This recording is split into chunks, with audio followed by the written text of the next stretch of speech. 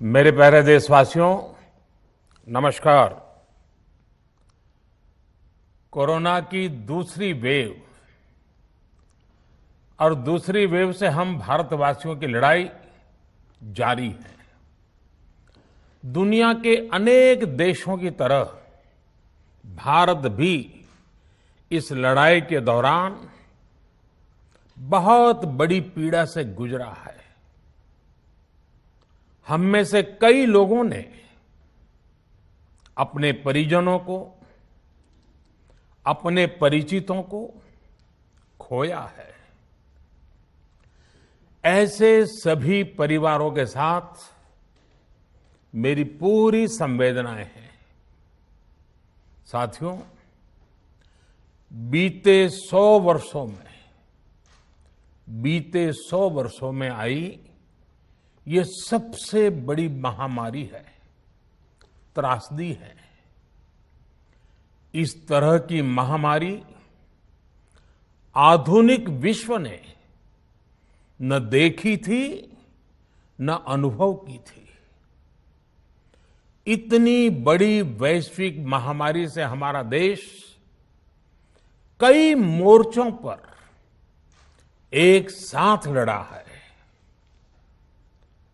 Covid अस्पताल बनाने से लेकर आईसीयू बेड्स की संख्या बढ़ानी हो, भारत में वेंटिलेटर बनाने से लेकर टेस्टिंग लैब्स का एक बहुत बड़ा नेटवर्क तैयार करना हो,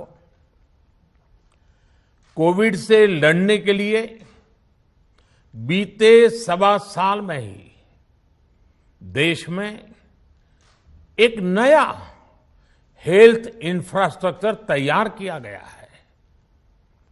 सेकंड वेव के दौरान अप्रैल और मई के महीने में भारत में मेडिकल ऑक्सीजन की डिमांड अकल्पनीय रूप से बढ़ गई थी।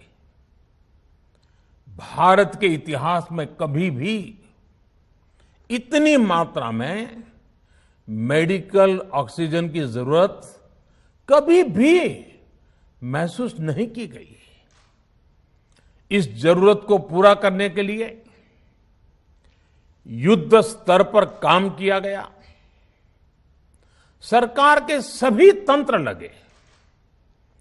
ऑक्सीजन रेल चलाई गई, एयरफोर्स के विमानों को लगाया गया, नौसेना को लगाया गया। बहुत ही कम समय में लिक्विड मेडिकल ऑक्सीजन के प्रोडक्शन में 10 गुना से ज्यादा बढ़ाया गया। दुनिया के हर कोने से, जहां कहीं से भी जो कुछ भी उपलब्ध हो सकता था, उसको प्राप्त करने का भरसक प्रयास किया गया, लाया गया। इसी तरह जरूरी दवाओं के प्रोडक्शन को कई गुना बढ़ाया गया। विदेशों में जहां भी दवाइयां उपलब्ध हो, वहां से उन्हें लाने में कोई कोर कसर बाकी नहीं छोड़ी गई। साथियों, कोरोना जैसे अदृश्य और रूप बदलने वाले दुश्मन के खिलाफ लड़ाई में सबसे प्रभावी हथियार कोविड प्रोटोकॉल है। मास्क, 2 गज की दूरी और बाकी सारी सावधानियां, उसका पालन ही है। इस लड़ाई में वैक्सीन हमारे लिए सुरक्षा कवच की तरह है। आज पूरे विश्व में वैक्सीन के लिए जो मांग है, उसकी तुलना में उत्पादन करने वाले देश और वैक्सीन बनाने वाली कंपनियां बहुत कम है, इन्हीं गिनी हैं। कल्पना करिए कि अभी हमारे पास भारत में बनी वैक्सीन नहीं होती तो आज भारत जैसे विशाल देश में क्या होता।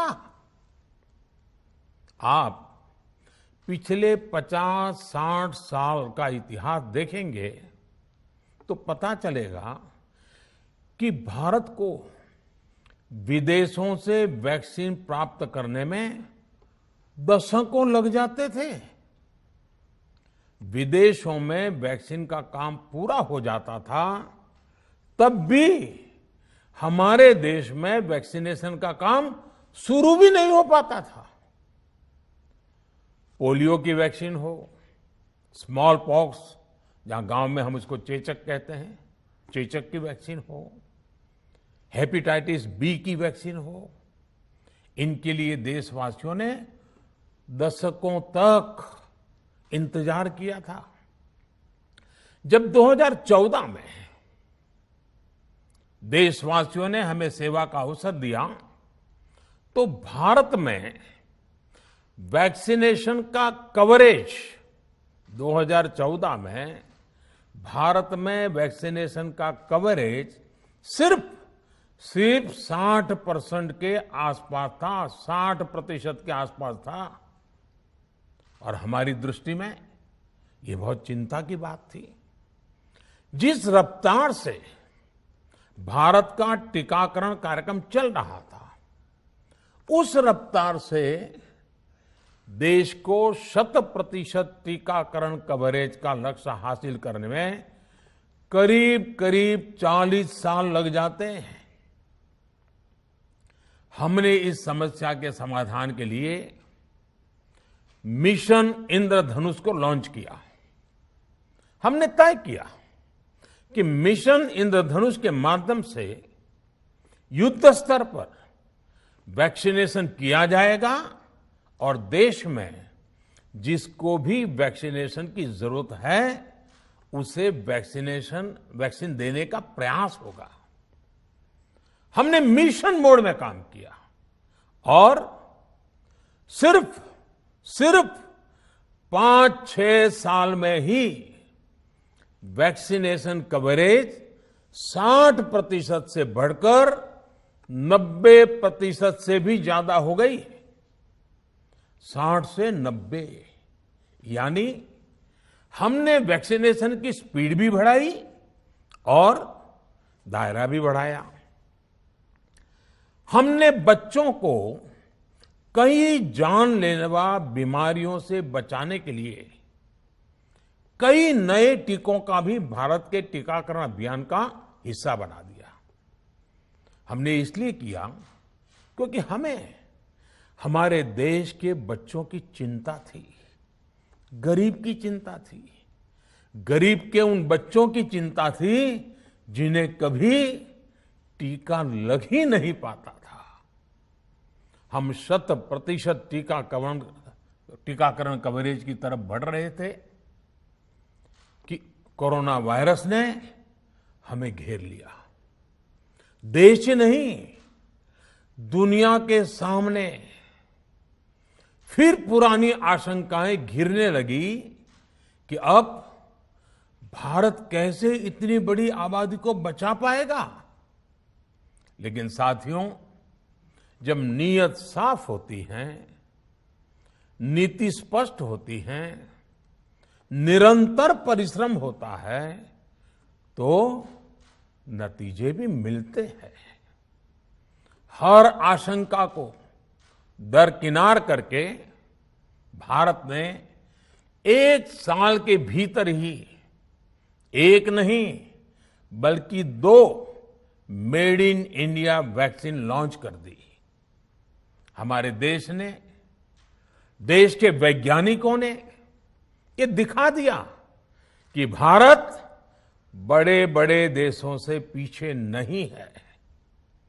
आज जब मैं आपसे बात कर रहा हूं तो देश में 23 करोड़ से ज्यादा वैक्सीन की डोज दी जा चुकी है।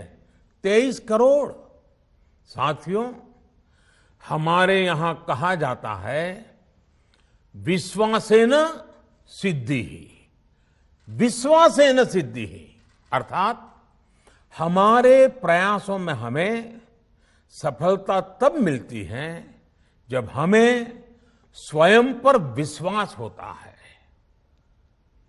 हमें पूरा विश्वास था कि हमारे वैज्ञानिक बहुत ही कम समय में वैक्सीन बनाने में सफलता हासिल कर लेंगे। इसी विश्वास के चलते जब हमारे वैज्ञानिक अपना रिसर्च वर्क कर ही रहे थे, तभी हमने लॉजिस्टिक्स और दूसरी तैयारियां शुरू कर दी थी। आप सब भली भांति जानते हैं कि पिछले साल यानी 1 साल पहले, पिछले साल अप्रैल में जब कोरोना के कुछ ही हजार केस थे, उसी समय वैक्सीन टास्क फोर्स का गठन कर दिया गया था। भारत के लिए वैक्सीन बनाने वाली कंपनियों को सरकार ने हर तरह से सपोर्ट किया। वैक्सीन निर्माताओं को क्लिनिकल ट्रायल में मदद की गई, रिसर्च और डेवलपमेंट के लिए जरूरी फंड दिया गया। हर स्तर पर सरकार उनके साथ कंधे से कंधा मिलाकर चली। आत्मनिर्भर भारत पैकेज के तहत मिशन कोविड सुरक्षा के माध्यम से भी उन्हें हजारों करोड़ रुपए उपलब्ध कराए गए। पिछले काफी समय से देश लगातार जो प्रयास और परिश्रम कर रहा है, उससे आने वाले दिनों में वैक्सीन की सप्लाई और भी ज्यादा बढ़ने वाली है। आज देश में 7 कंपनियां विभिन्न प्रकार की वैक्सीन का प्रोडक्शन कर रही है। 3 और वैक्सीन का ट्रायल भी एडवांस स्टेज पे चल रहा है। वैक्सीन की उपलब्धता बढ़ाने के लिए दूसरे देशों की कंपनियों से भी वैक्सीन खरीदने की प्रक्रिया को तेज किया गया है। इधर हाल के दिनों में कुछ एक्सपर्ट्स द्वारा हमारे बच्चों को लेकर भी चिंता जताई गई है।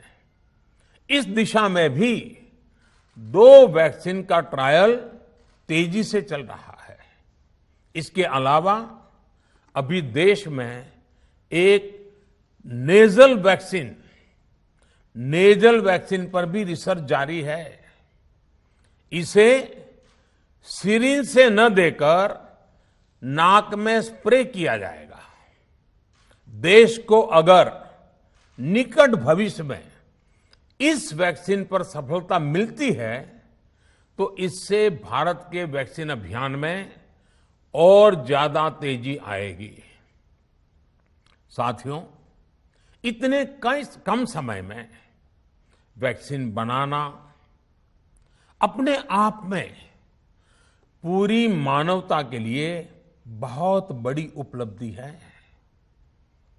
लेकिन इसकी अपनी सीमाएं भी हैं। वैक्सीन बनने के बाद भी दुनिया के बहुत कम देशों में वैक्सीनेशन प्रारंभ हुआ और ज्यादातर समृद्ध देशों में ही शुरू हुआ। WHO ने वैक्सीनेशन को लेकर गाइडलाइंस दी। वैज्ञानिकों ने वैक्सीनेशन की रूपरेखा रखी और भारत ने भी जो अन्य देशों की बेस्ट प्रैक्टिसेस थी, विश्व स्वास्थ्य संगठन WHO के मानक थे, उसी आधार पर चरणबद्ध तरीके से वैक्सीनेशन करना तय किया। केंद्र सरकार ने मुख्यमंत्रियों के साथ हुई अनेकों बैठकों से जो सुझाव मिले, संसद के विभिन्न दलों के साथियों द्वारा जो सुझाव मिले, उसका भी पूरा ध्यान रखा। इसके बाद ही ये तय हुआ कि जिन्हें कोरोना से ज्यादा खतरा है, उन्हें प्राथमिकता दी जाएगी।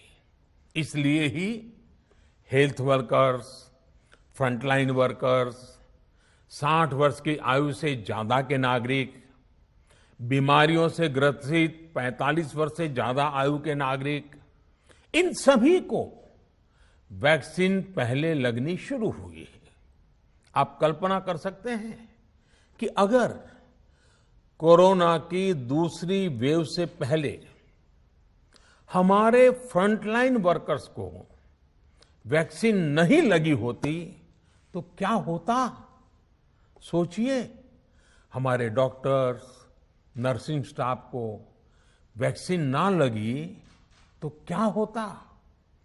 अस्पतालों में सफाई करने वाले हमारे भाई बहनों को, एम्बुलेंस के हमारे ड्राइवर्स भाई बहनों को वैक्सीन ना लगी होती तो क्या होता? ज्यादा से ज्यादा हेल्थ वर्कर्स को वैक्सीनेशन होने की वजह से ही वो निश्चिंत होकर दूसरों की सेवा में लग पाए, लाखों देशवासियों का जीवन बचा पाए। लेकिन देश में कम होते कोरोना के मामलों के बीच केंद्र सरकार के सामने अलग अलग सुझाव भी आने लगे, भिन्न भिन्न मांगे होने लगी। पूछा जाने लगा, सब कुछ भारत सरकार ही क्यों तय कर रही है? राज्य सरकारों को छूट क्यों नहीं दी जा रही है? राज्य सरकारों को लॉकडाउन की छूट क्यों नहीं मिल रही है? One size does not fit all जैसी बातें भी कही गई। दलील ये दी गई कि संविधान में चूंकि हेल्थ, आरोग्य प्रमुख रूप से राज्य का विषय है, इसलिए अच्छा है कि सब राज्य ही करें। इसलिए इस दिशा में एक शुरुआत की गई। भारत सरकार ने एक बृहद गाइडलाइन बनाकर राज्यों को दी ताकि राज्य अपनी आवश्यकता और सुविधा के अनुसार काम कर सके। स्थानीय स्तर पर कोरोना कर्फ्यू लगाना हो, माइक्रो कंटेनमेंट जोन बनाना हो, इलाज से जुड़ी व्यवस्थाएं हो, भारत सरकार ने राज्यों की इन मांगों को स्वीकार किया। साथियों, इस साल 16 जनवरी से शुरू होकर अप्रैल महीने के अंत तक भारत का वैक्सीनेशन कार्यक्रम मुख्यतः केंद्र सरकार की देखरेख में ही चला। सभी को मुफ्त वैक्सीन लगाने के मार्ग पर देश आगे बढ़ रहा था। देश के नागरिक भी अनुशासन का पालन करते हुए अपनी बारी आने पर वैक्सीन लगवा रहे थे। इस बीच कई राज्य सरकारों ने फिर कहा कि वैक्सीन का काम डिसेंट्रलाइज किया जाए और राज्यों पर छोड़ दिया जाए। तरह तरह के स्वर उठे, जैसे कि वैक्सीनेशन के लिए एज ग्रुप क्यों बनाए गए। दूसरी तरफ किसी ने कहा कि उम्र की सीमा आखिर केंद्र सरकार ही क्यों तय करे। कुछ आवाजें तो ऐसी भी उठी कि बुजुर्गों का वैक्सीनेशन पहले क्यों हो रहा है। भांति भांति के दबाव भी बनाए गए। देश के मीडिया के एक वर्ग ने इसे कैंपेन के रूप में भी चलाया। साथियों, काफी चिंतन मनन के बाद इस बात पर सहमति बनी कि राज्य सरकारें अपनी तरफ से भी प्रयास करना चाहती हैं, तो भारत सरकार को क्यों इतराज हो और भारत सरकार इतराज क्यों करे। राज्यों की इस मांग को देखते हुए, उनके आग्रह को ध्यान में रखते हुए 16 जनवरी से जो व्यवस्था चली आ रही थी, उसमें प्रयोग के तौर पर एक बदलाव किया गया। हमने सोचा कि राज्य ये मांग कर रहे हैं, उनका उत्साह है, तो चलो भाई 25% का काम उन्हीं को सुपुर्द कर दिया जाए, उन्हीं को दे दिया जाए। स्वाभाविक है 1 मई से राज्यों को 25% काम उनके हवाले कर दिया गया। उसे पूरा करने के लिए उन्होंने अपने अपने तरीके से प्रयास भी किए।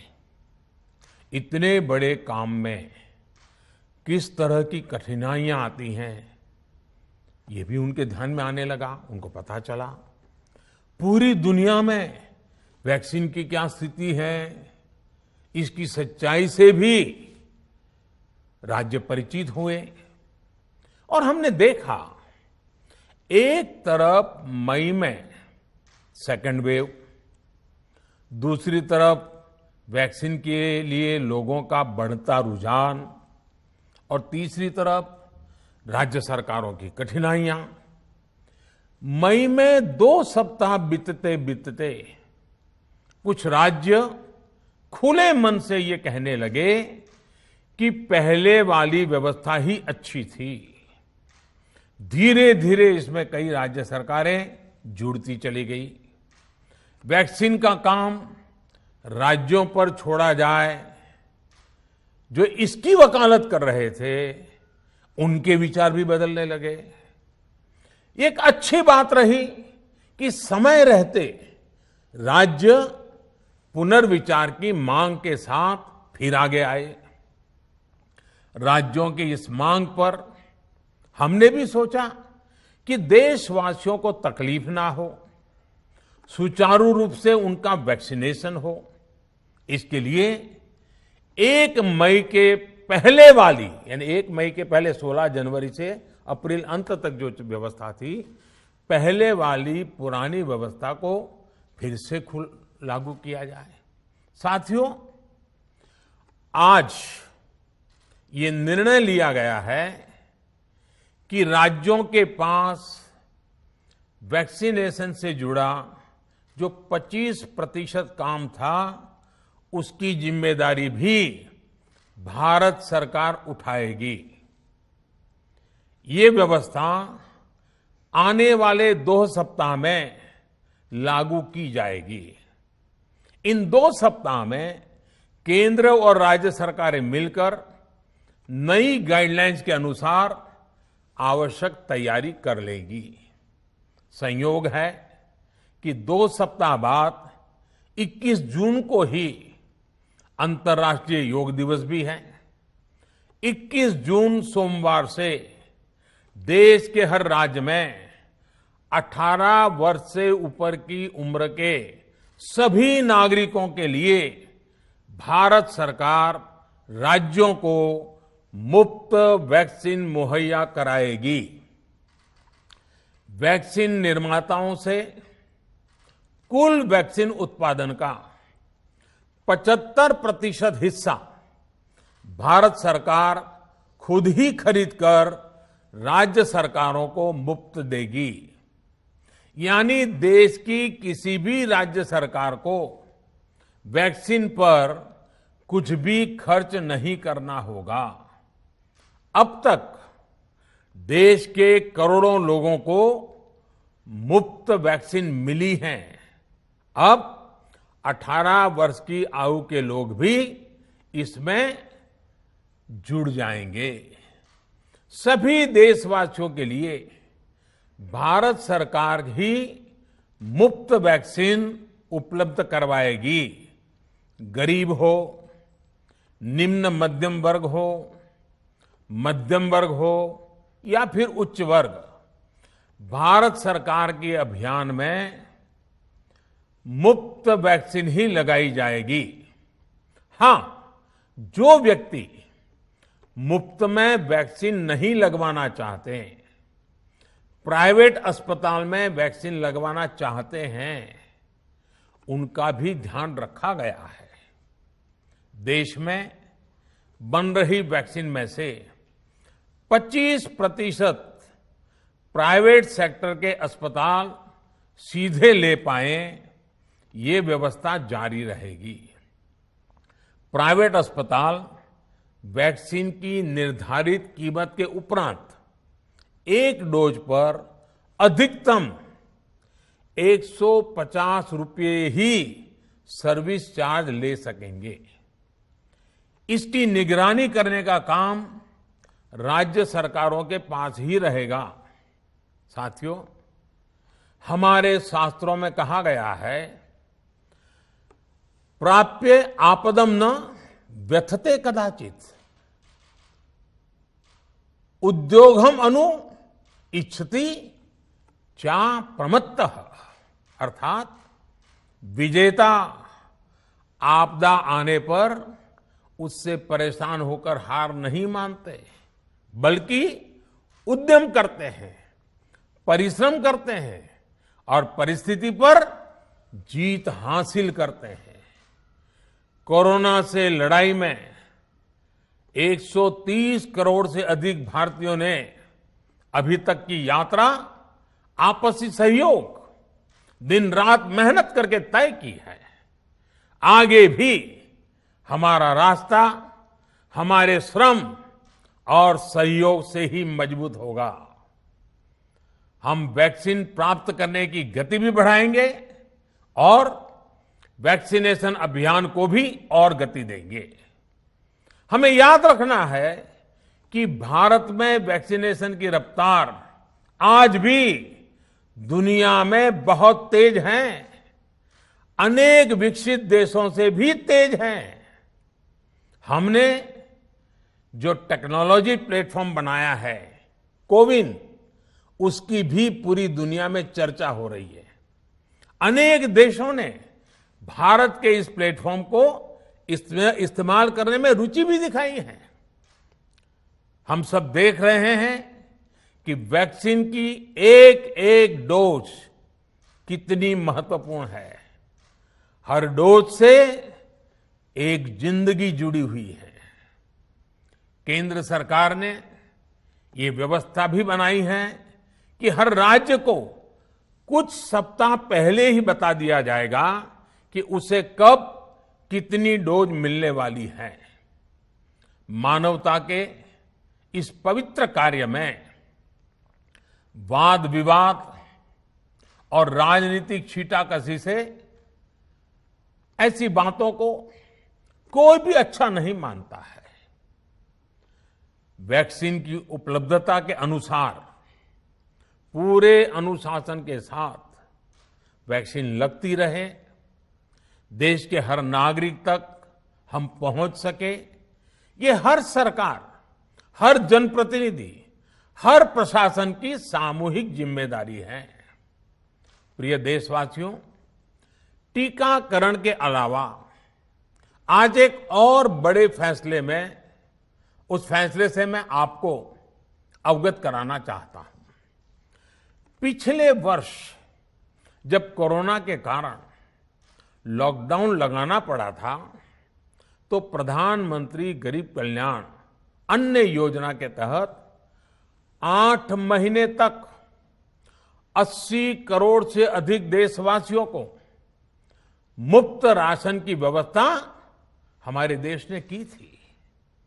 इस वर्ष भी दूसरी वेव के कारण मई और जून के लिए भी इस योजना का विस्तार किया गया था।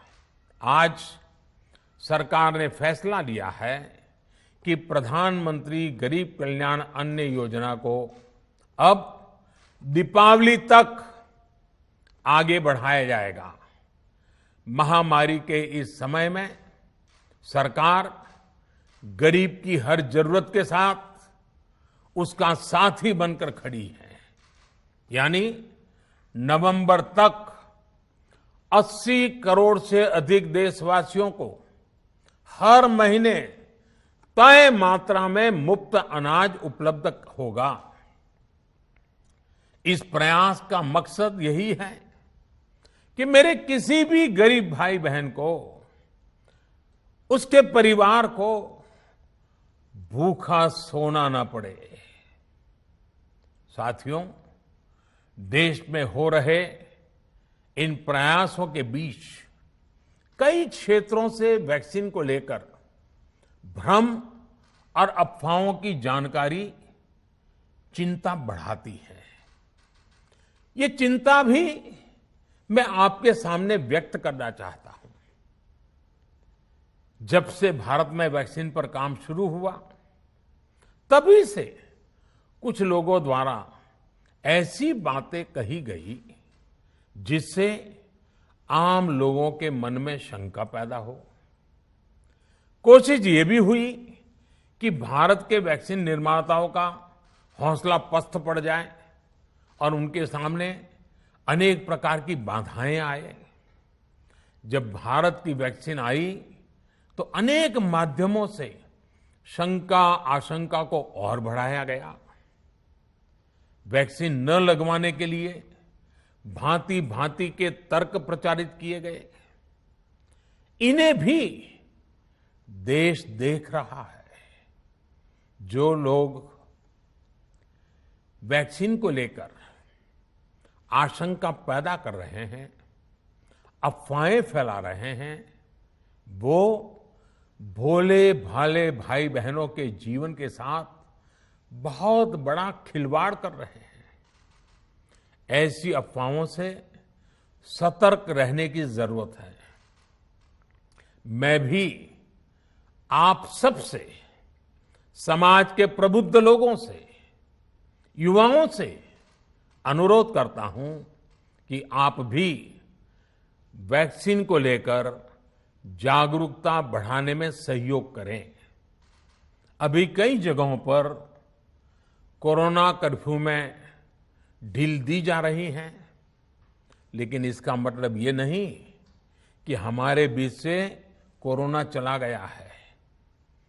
हमें सावधान भी रहना है और कोरोना से बचाव के नियमों का भी सख्ती से पालन करते रहना है। मुझे पूरा विश्वास है हम सब कोरोना से इस जंग में जीतेंगे। भारत कोरोना से जीतेगा। इन्हीं शुभकामनाओं के साथ आप सभी देशवासियों का बहुत बहुत धन्यवाद।